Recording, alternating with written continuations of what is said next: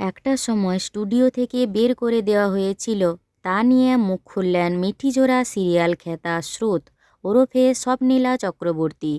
Star জলসার এক্কা দোক্কা ধারাবাহিকের হাত ধরেই আজ দর্শক মহলে পরিচিতি পেয়েছেন অভিনেত্রী স্বপ্নীলা চক্রবর্তী, যেখানে তিনি পোখরাজের স্ত্রী রঞ্জার চরিত্রে অভিনয় করেছিলেন।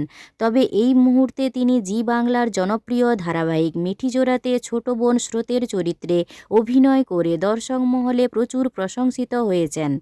তবে স্বপ্নীলা প্রথমে নেগেটিভ চরিত্রের মধ্য দিয়েই অভিনয় জীবনে পা রাখেন। জয় বাবা লোকনাথ ধারাবাহিকে ভিলেন হিসেবেই প্রথম দেখা যায় তাকে। এই চরিত্রে প্রশংসিত হওয়ার পরই সান বাংলার কন্যাদান ধারাবাহিকটিতে সুযোগ পান। স্বপ্নীলা আসানসোলের মেয়ে। আসানসোল থেকে কলকাতায় এসে অডিশন দেওয়ার সময় প্রচুর পরিশ্রম করতে হয়েছে অভিনেত্রী স্বপ্নীলাকে। একটা সময় অনেক স্টুডিওতে ঘুরে বেড়াতেও হয়েছে তাকে, এমনকি অনেক স্টুডিও থেকে তাকে বের করে দেওয়াও হয়েছিল। কিন্তু মনের জোরেই আজ এই জায়গাতে পৌঁছেছেন স্বপ্নীলা। আজ দর্শকের এত ভালোবাসা পেয়ে সত্যি আপ্লুতা অভিনেত্রী স্বপ্নীলা চক্রবর্তী।